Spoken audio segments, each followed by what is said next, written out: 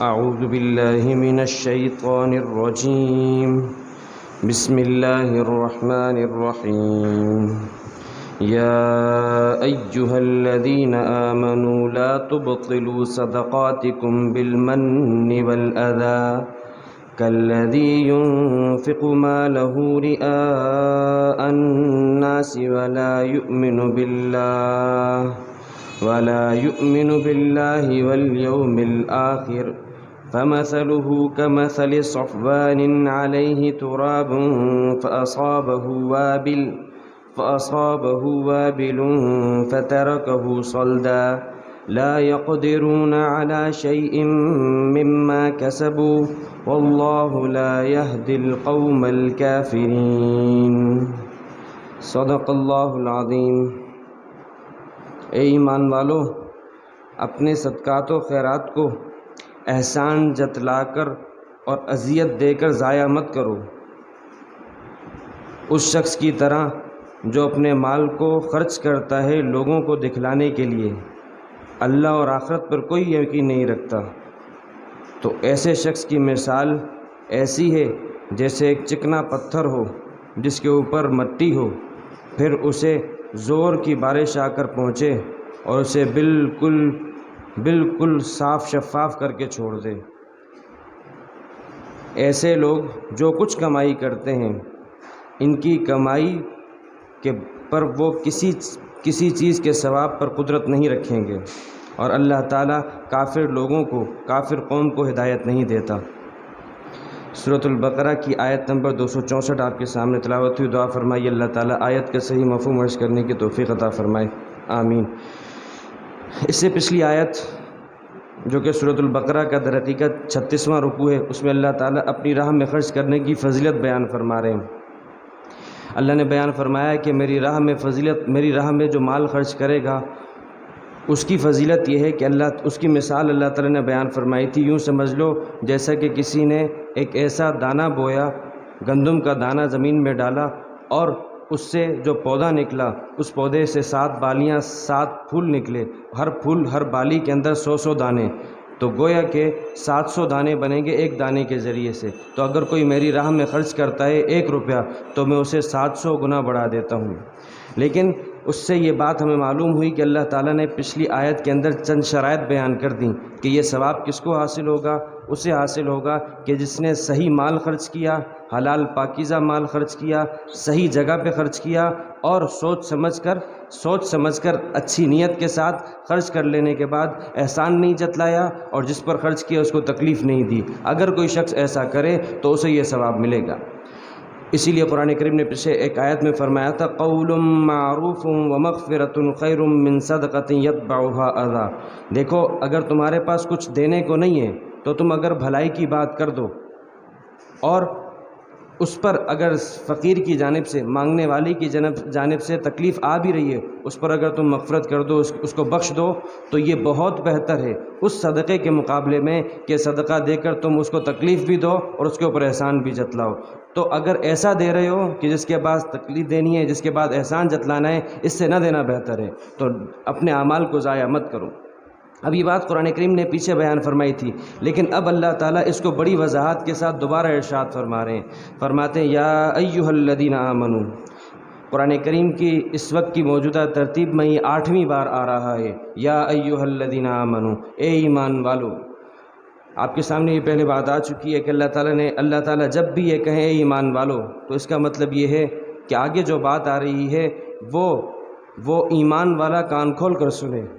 اس میں جو بات اللہ تعالیٰ ارشاد فرما رہے ہوں گے، یقیناً اس میں کسی کام کے کرنے کا حکم دیا جا رہا ہوگا یا کسی کام سے بچنے کا حکم دیا جا رہا ہوگا. اور یہ بات سمجھ لو کہ یہ تمہارے ایمان کا تقاضا ہے. تم اس کے آگے آنے والی بات پر عمل کیے بغیر مومن نہیں ہو سکتے. مومن تبھی بنو گے جب تمہارے سامنے یہ بات آئے گی، تم اس پر عمل کرو گے. تو اللہ تعالیٰ فرماتے ہیں یا ایھا الذین آمنوا، اور پھر وہی بات جو پہلے بھی آپ کے سامنے عرض کی کہ اللہ کی نظر میں ایمان کی بڑی اہمیت ہے، نہ ذات کی، نہ پات کی، نہ نسل کی، نہ علاقے کی، بس پوری دنیا کے لوگوں کو جو ان کے اندر جو خطاب کیا، کیا کہا کہ جو ایمان والے ہیں وہ سن لیں، میں ان کو خطاب کر رہا ہوں. اب کیا خطاب کیا؟ فرمایا لا تبطلوا صدقاتکم، اپنی خیرات کو، اپنے صدقات کو، اپنی زکوٰۃ کو ضائع مت کرو۔ یہاں اللہ تعالیٰ نے اگرچہ بات صرف صدقات کی ہے، لیکن یہ بات ہر نیکی کے حوالے سے، کیونکہ آگے اللہ نے کیا فرمایا، تم اپنے صدقات و خیرات کو ضائع مت کرو بالمن والاذی، احسان جتلا کر اور تکلیف دے کر۔ جس کے اوپر خرچ کر رہے ہو اس کے اوپر احسان جتلاتے ہو۔ احسان جتلانے کا کیا مقصد ہے؟ یعنی آپ خرچ کرنے کے بعد جس کے اوپر خرچ کر رہے ہو اس کو اپنے سے نیچا سمجھتے ہو، یہ سمجھتے ہو کہ میں خرچ کر رہا ہوں تو اب یہ میری بات مانے، کیوں نہیں مان رہا، میں اس کے پہلے بھی خرچ کر چکا ہوں اور بار بار اس کو اس کی بات یاد دلائی جا رہی ہے۔ اور خرچ کرنے کے بعد تکلیف کس طرح دی جاتی ہے کہ بھائی آپ نے خرچ کر دیا اور اس کو کہہ دیجیے میرا یہ کام بھی کر دو، یہ کام بھی کر لو۔ اب آپ اس کو جسمانی، ذہنی، زبانی کسی بھی حوالے سے کوئی تکلیف دے رہے ہیں تو اس طریقے سے آپ اپنی نیکی کو ضائع کر رہے ہیں۔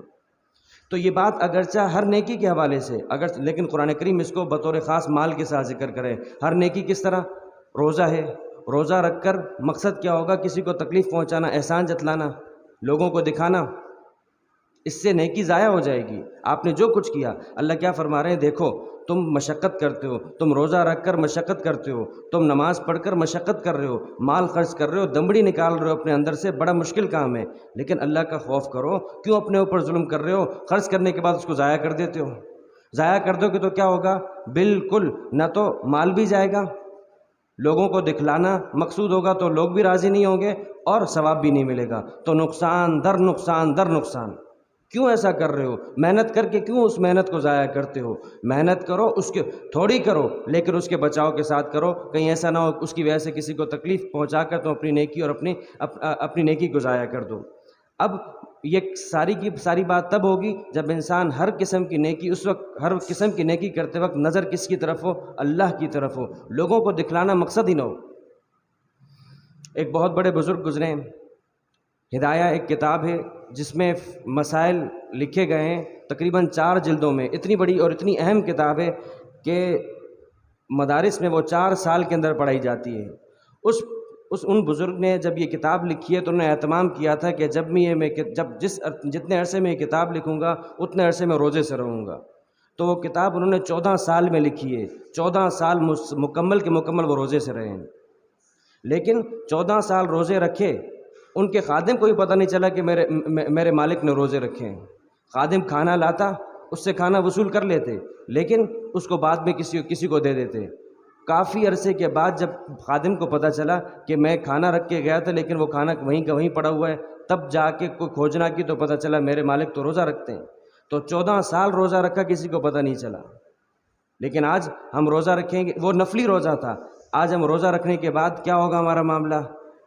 اب کسی کو پتہ نہیں ہے۔ آج بہت زیادہ گرمی ہے، کیوں گرمی؟ تو آپ نہا لو، پانی پی لو۔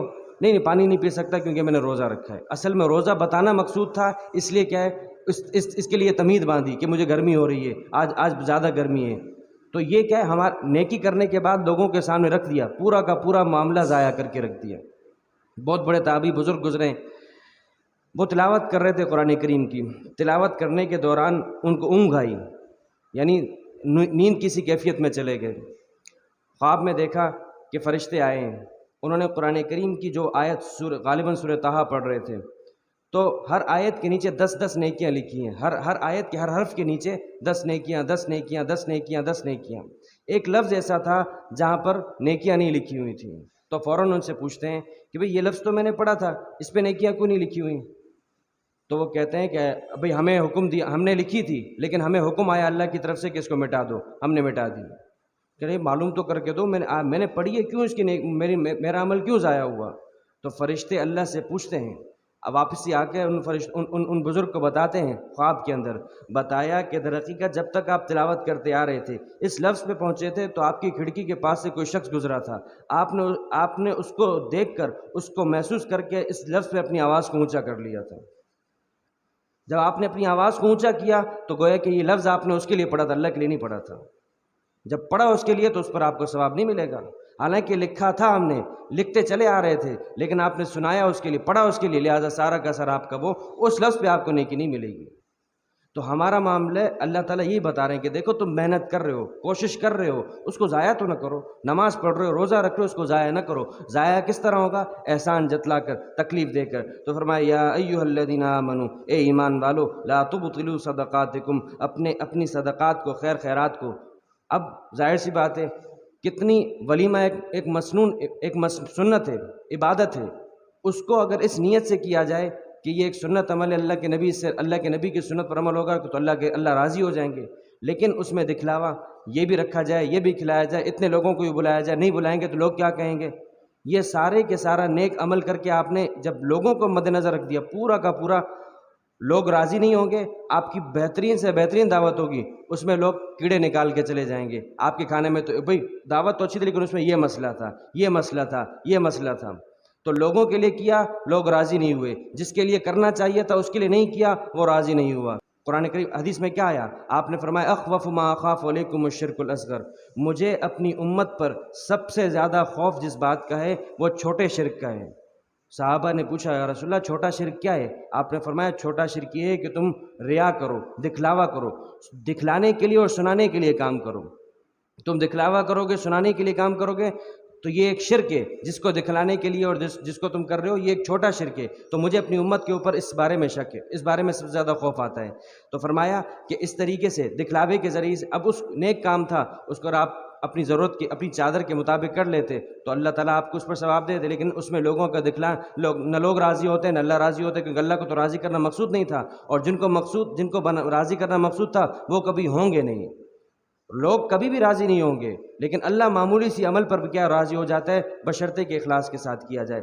تو فرمایا یا ایھا الذین آمنوا، اے ایمان والو اپنے صدقات و خیرات کو بالمن والاذی، احسان جتلا کر اور تکلیف دے کر ضائع مت کرو۔ اب آگے اللہ تعالیٰ اس کو سمجھا رہے ہیں، اور سمجھا کس طرح رہے ہیں، اس کے لیے تشبیہ دے رہے ہیں۔ تشبیہ کسے کہتے ہیں؟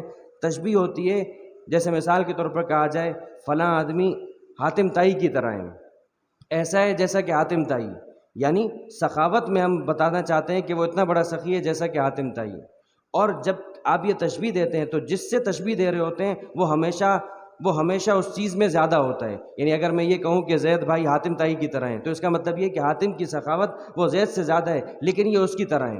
اب اللہ تعالیٰ جو آدمی نیکی کر کے صدقات خیرات کر کے احسان جتلا کر اس کو ضائع کر رہے ہیں، اللہ تعالیٰ اس کو تشبیہ دے رہے ہیں کہ دیکھو یہ ایسا ہے جیسا کہ ایک منافق ہو، عقیدے کا منافق ہو، کافر ہو، وہ مال کو خرچ کرتا ہے لوگوں کو دکھلانے کے لیے۔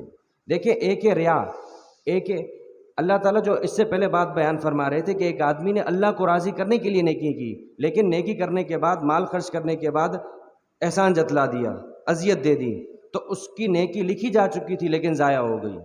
لیکن اب جو مثال دی جا رہی ہے وہ ایسی مثال دے رہے ہیں کہ تم سمجھو ایک کافر جو اللہ پر اور آخرت پر ایمان نہیں رکھتا، وہ لوگوں کو اس کے مقصود اس کے سامنے جب اللہ اور آخرت ہے ہی نہیں، صرف اور صرف لوگ ہیں، تو لوگوں کو دکھلانے کے لیے وہ مال خرچ کرتا ہے۔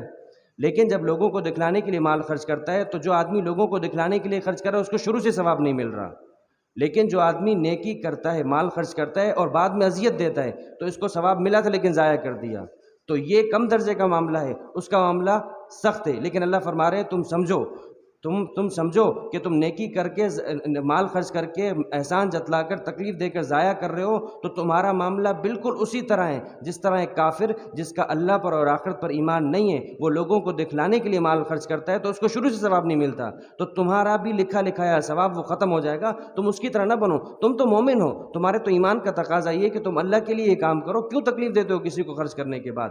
تو فرمایا کالذی، اس شخص کی طرح ينفق مالہ، جو خرچ کرتا ہے اپنے مال کو رئاء الناس، لوگوں کو دکھلانے کے لیے، ولا یؤمن باللہ والیوم الآخر، اور اللہ پر اور آخرت پر ایمان نہیں رکھتا۔ ظاہر سی بات ہے جب اس کی نظر میں اللہ ہے ہی نہیں، آخرت ہے ہی نہیں، تو صرف اور صرف مقصد کیا ہوگا؟ میں لوگوں کو راضی کروں، لوگوں کو دکھلاؤں۔ جو لوگوں کو دکھلانے کے لیے خرچ کرتا ہے اس کو کسی قسم کا ایک ٹکے کا ثواب شروع سے نہیں ملتا، لیکن ایک مومن آدمی مال خرچ کرنے کے بعد تک اذیت دیتا ہے، کسی کو احسان جتلا رہا ہے، تو اس کو ثواب ملا تھا لیکن اسے ضائع کر دیا۔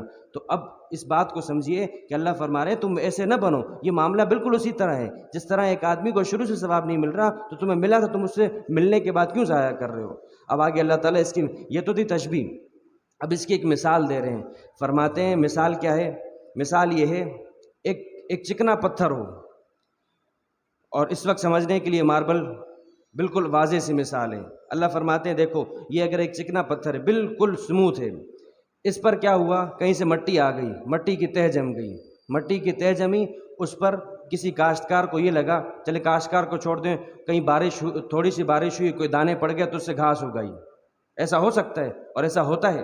یا کسی کاشتکار ایک چٹیل پتھر کے اوپر جو ہے وہ بڑا سا پتھر تھا، اس پہ مٹی کی تہ جم گئی، اس نے یہ سمجھا کہ میں یہاں پر دانہ بو دیتا ہوں، اس سے جو ہے فصل تیار ہو جائے گی، اس نے دانہ بو دیا، تھوڑا سا پانی بھی ڈال دیا، لیکن اللہ اچانک سے کیا ہوا، ایک زوردار قسم کی بارش آئی، ایک ریلا آیا، اس ریلا جب اس چکنے پتھر کے اوپر پڑا تو سارا کا سارا بہا کے لے کے چلا گیا، پیچھے کچھ بھی نہیں رہا، جیسا پہلے تھا ویسے ہی بعد میں رہ گیا۔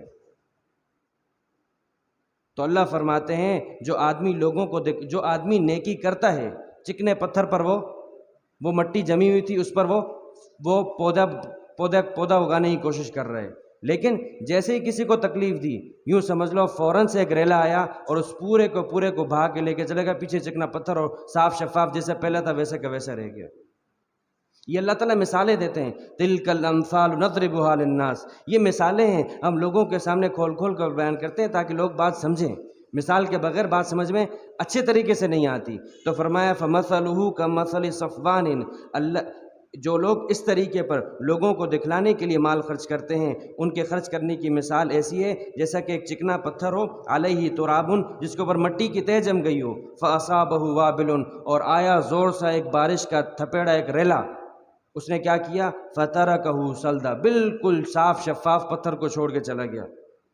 کیا ہوا، لا یقدرون علی شیء مما کسبوا، جو کچھ محنت کی، جو دانہ بویا، جو اسپرے کیا، جو کچھ کیا، کوئی فائدہ نہیں ہوا۔ تم نے جو نیکی کی تھی، جو مشقت اٹھائی تھی، اس کے ثواب پر تمہیں کسی قسم کی کوئی قدرت حاصل نہیں ہوگی، بالکل محنت ساری کی ساری ضائع ہو گئی۔ اور دیکھیے یہ بات طے ہے، جو آدمی لوگوں کو دکھلانے کے لیے کام کرتا ہے اللہ تعالیٰ اس کو دکھلاتے ہیں، یعنی یہ بات طے ہے، بارش جس طرح اس پتھر پہ برس کے اس کو بالکل صاف شفاف کر کے دکھا دے گی، لوگوں کے سامنے آئے گا، برہنہ بالکل ہو جائے گا کہ لوگ بالکل واضح طور پر سمجھ جائیں گے کہ ہاں اس نے یہ کام صرف لوگوں کو دکھانے کے لیے کیا تھا، لیکن اللہ کو دکھلانے کے لیے کیا تھا، تو اللہ کیسے پردہ رکھتے ہیں، وہ اللہ کی شان ہے۔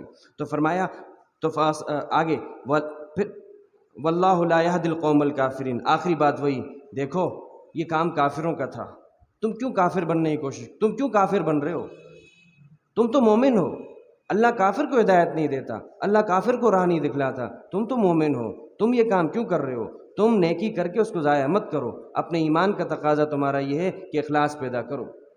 اخلاص بہت اہم چیز ہے، بہت اہم چیز ہے۔ چکی ہوتی تھی پہلے زمانے میں جس کے دو پارٹ ہوتے ہیں، ایک نیچے کا پارٹ، ایک اوپر کا پارٹ، اور اس کے بیچ میں ایک کیل ہوتی ہے جس کے گرد اوپر چکی کا اوپر کا پارٹ گھومتا ہے۔ اسلام میں تین چیزیں ہیں، ایک عمل، صحیح عمل ہو، طریقہ درست ہو، اور دوسرا رضا الہی کے لیے ہو، اللہ کو راضی کرنے کے لیے ہو۔ تو چکی کا جو پہلا نچلا پارٹ ہے، یوں سمجھ لیں یہ عمل کا درست ہونا ہے، اوپر کا پارٹ یوں سمجھ لیں وہ عمل کا صحیح طریقے سے ادا ہونا ہے، اور بیچ میں جو یہ کیل ہے جس کو قطب کہتے ہیں، جس کے گرد چکی گھومے گی، یہ سمجھ لیں اللہ کی رضا ہے۔ اگر کوئی آدمی ان تینوں میں سے کسی ایک کو ترک کر دے تو اس کو اس کی نیکی کا ثواب نہیں، وہ نیکی نہیں ہوگی، اس کو اگر نیکی تھی اور اللہ کے لیے نہیں تھی تو اس کو ثواب نہیں ملے گا۔ پوری زندگی ان چکی کے دو پارٹوں میں اللہ کی رضا کے لیے گزارنی ہے۔ یہ بات پہلے بھی آ چکی ہے کہ یہ بات مسلم ہے کہ معبود وہی ہے، کم ہے جو سمجھتے ہیں مقصود وہی ہے۔ یہ بات ہمیں سمجھنی ہوگی کہ ہم اس دنیا میں آئے صرف اس ایک اللہ کی رضات کو راضی کرنے کے لیے ہیں، وہ راضی ہو جائے، اور اللہ کی رضا یہ جنت سے بڑھ کر ہے، ورضوان من اللہ اکبر، اللہ کا راضی ہو جانا یہ ہر چیز سے بڑھ کر ہے، یہ جنت سے بھی بڑھ کر ہے۔ چنانچہ جنتی جنت میں پہنچے گا تو آخر میں سب سے آخر میں جو اس کو اعلان ملے گا، اللہ تعالیٰ فرمائیں گے تمہیں سب سے بڑا انعام یہ ملتا ہے، جنت سے بڑھ کر، میرے دیدار سے بڑھ کر یہ اعلان ہے کہ آج کے بعد میں تم سے ناراض نہیں ہوں گا، میں تم سے راضی ہو چکا ہوں۔